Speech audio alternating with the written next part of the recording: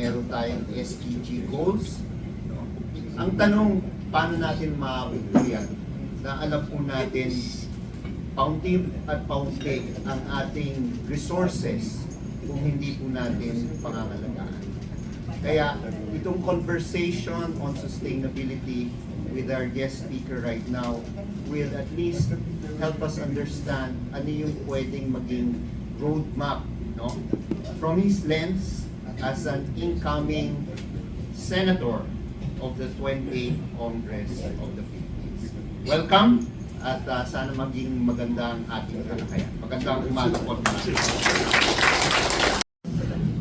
He would prefer na to be identified, hindi agad senador, kundi committed siya to nation building, which we all are. Paano ba nag-build ng bansa? Mahirap mag-build ng bansa kung walang maayos na lingkod bayan, nasa gobyerno, at citizens.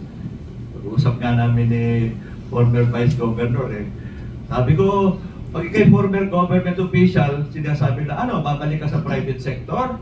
Hindi ka ako, mali.